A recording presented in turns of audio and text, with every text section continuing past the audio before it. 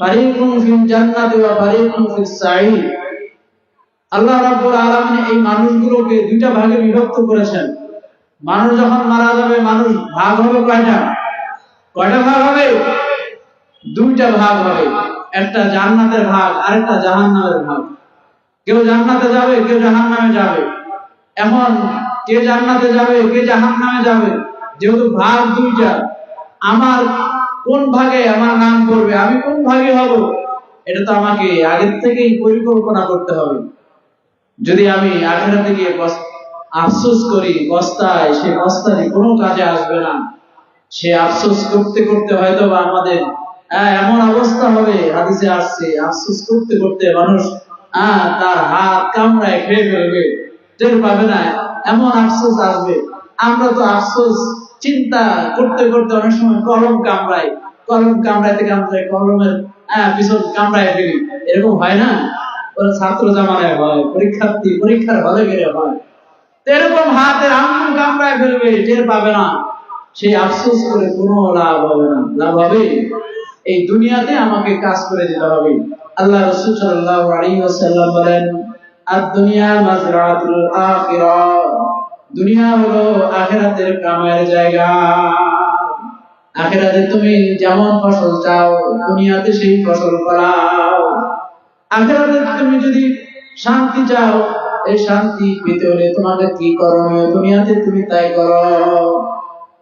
যদি তুমি শান্তি না চাও, যদি তোমার ভাগ্যে অশান্তি আসুক, এটা তুমি যদি চেয়ে থাকো, তাহলে তোমার মনে যা চায় তাই করতে পারো। মুমিন বান্দা যা ইচ্ছা তাই করতে পারে না। আর দুনিয়া সিজনুল মুমিনিন ওয়া জান্নাতুল কাফির।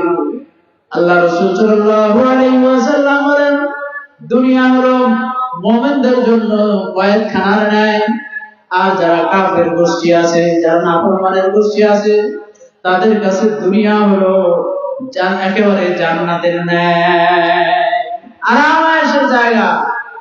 আরামায়েশে তারা তাদের জীবন যাপন করবে, কোনটা হালাল কোনটা হারাম কোনো ওয়াজ বিচার তাদের মধ্যে নাই। কিন্তু যারা মুমিন, তারা সব কিছু করতে পারে না, মনে চাইলেই করতে পারবে না।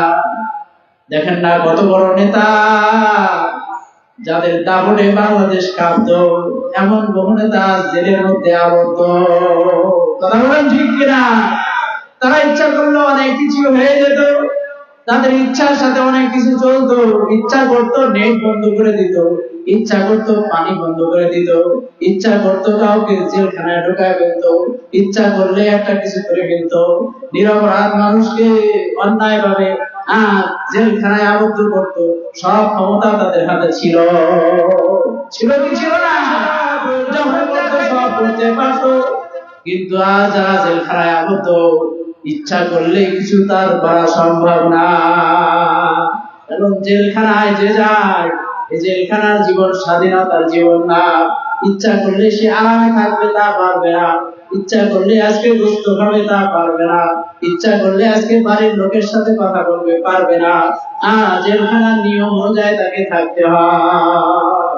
ঠিক এই মুমিন বান্দা দুনিয়াতে যতদিন থাকবে, এই দুনিয়াতে থাকাকালীন সে যদি মনে করে আজ আমি আমার ইচ্ছা মতো একটা কিছু করে ফেলবো, না না, তা করার অনুমতি তোমার নাই। কোরআন হাদিসে যে অনুমোদন দেওয়া আছে, কোরআন হাদিস থেকে যে ফর্মুলা দেওয়া আছে, এই ফর্মুলার বাইরে তুমি যেতে পারবা না। কারণ তুমি কেমন যেন কয়েদখানার মধ্যে আছো। এখানে ইচ্ছা করলেই তুমি একটা কিছু করে ফেলবা, এটা করা সম্ভব হবে না। এজন্য মুমিনদের দুনিয়াতে আরাম-আয়েশে থাকবে, যা ইচ্ছা তাই করবে, তা পারবে না। আল্লাহ রাব্বুল আলামিন কারা জান্নাতে যাবে, কারা জাহান্নামে যাবে, যেহেতু আল্লাহ তাআলা বলেছেন ফারিকুন ফিল জান্নাতি ওয়া ফারিকুন ফিস সাঈর। মানুষ মারা যাওয়ার পরে মানুষ দুইটা ভাগে বিভক্ত হবে। কেউ তো জান্নাতের ভাগী হবে, কেউ তো জাহান্নামের ভাগী হয়ে যাবে। কারা জান্নাতে যাবে, কারা জাহান্নামে যাবে, কবরে রাখার সাথে সাথে আল্লাহ রাসূল সাল্লাল্লাহু আলাইহি ওয়াসাল্লাম বলেন, আল কবরু রাওযাতুম মিন রিয়াদিল জান্নাহ আও হুফরাতুম মিন হুফরাইন নার। মানুষকে যখন কবরে রাখা হয়, এই কবরে রাখলেই মানুষকে দুই ভাগে ভাগ করে ফেলানো হবে। একটা ভাগ তার কবরটা হবে জান্নাতের বাগিচা, আর একটা ভাগ তার কবরটা হবে জান্নাতের বাগিচা, জাহান্নামের অগ্নিকুণ্ড আর জান্নাতের বাগিচা। যারা নাকি দুনিয়াতে আল্লাহ রাব্বুল আলামিনের হুকুম পালন করে নবীর তরিকা অনুযায়ী চলে, নিজের নফস যা চাইছে তা করে নাই, বরঞ্চ আল্লাহ রাসূলের নীতি আদর্শকে প্রাধান্য দিয়ে চলেছে। আম্মা মান খাফা মাকামা রাব্বিহি ওয়া নাহান নাফসা আনিল হাওয়া ফা ইন্নাল জান্নাতা হিয়াল মাওয়া। যে নাকি দুনিয়াতে নিজের নফস যা চায় তা করে নাই, বরঞ্চ আল্লাহ রাসূলের বিধান মতো সে চলেছে, এমন ব্যক্তি যারা, তার জন্য রয়েছে জান্নাত নামক ঠিকানা। ওয়া আম্মা মান তাগা ওয়া আথারাল হায়াতাদ দুনিয়া, আজ নাকি দুনিয়াকে ডন কেয়ার মনে করেছে, এই কি হবে কিছুই না, যে নাকি পরকালে কিছু হবে এটা মনে করে নাই, যে নাকি মনে করেছে স্বাধীনভাবে চলি, আমাকে কখনো কাঠগড়ায় দাঁড়াইতে হবে না, আসামিরা আওতায় আমাকে দাঁড়াইতে হবে না। আনিসুল হক আইন মন্ত্রী তিনিও কখনো চিন্তা করে নাই আমাকেও কাঠগড়ায় দাঁড়ানো লাগবে। যদি চিন্তা করত তাহলে সেও অন্যায় অপরাধ করতো না, নাকি বলেন?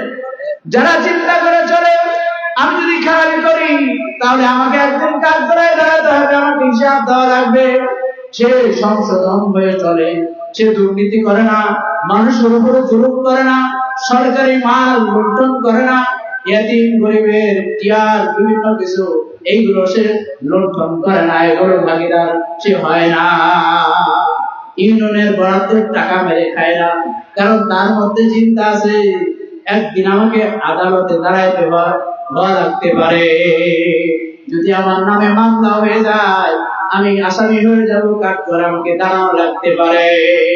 এভাবে তার এই চিন্তা থাকার কারণে দুনিয়ার আদালতে যদি আমি নাও দাঁড়াই, আল্লাহর আদালতে আমাকে দাঁড়ানো লাগতে পারে, এই চিন্তা করার কারণে সে এই অন্যায় অপরাধ করে না। ঠিক এই দুনিয়ার রাজত্ব পেয়ে যারা এরকম একটু চিন্তা করে চলতে পারে, দেখা যায় তারা কোন সন্ত্রাসীর সাথে, দুর্নীতির সাথে, খারাপের সাথে তারা কোনো লিপ্ত হয় না। এজন্য আল্লাহ তাআলা বলেন ওয়া আম্মা মান তাগা ওয়া আথারাল হায়াতাদ দুনিয়া, কোরআন হাদিসের কথা তার কাছে আসার পরেও সে ঘাড় ঘুরায় চলছে, কথা মানে নাই, এই উল্টা পথে চলছে।